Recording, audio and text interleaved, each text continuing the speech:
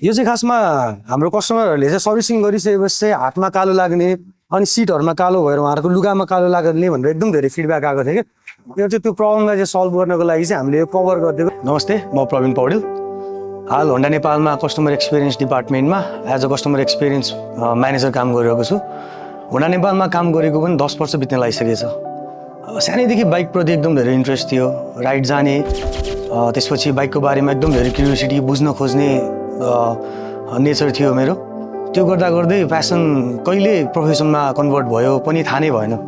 Honda नेपालसँग मेरो career चाहिँ area रिप्रेजेन्टेटिभको रूपबाट सुरु भएको थियो। सुरुमा मेची कोशी सगरमाथा अञ्चल हेर्दा हेर्दै बिस्तारै नारायण जनकपुर पनि हेर्न थालेँ। त्यस अन्तर्गत नै पुरै नेपाल नै पछि घुमेर कस्टमर बिहेभियर, डिलरको डिमान्ड एन्ड सप्लाई र मार्केट स्टडी पनि गर्ने मौका पाएँ। कामकै सिलसिलामा नेपालको हरेक जिल्ला पनि घुमियो।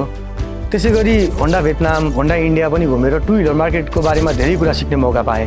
विगत 1 वर्षदेखि चाहिँ म होन्डा नेपालमा कस्टमर एक्सपिरियन्स हेडको रूपमा काम गरिरहेको छु। यसै गरी कस्टमर एक्सपिरियन्सलाई अझ बेटर बनाउनको लागि र हाम्रो सबै सोरुम सर्भिस सेन्टरहरू कस्टमर सेन्ट्रिक बनाउनको लागि हामीले 6वटा हाम्रो प्रिमियम सर्भिस सेन्टर सोरुमहरू इस्टाब्लिस गरिसकेको छौँ।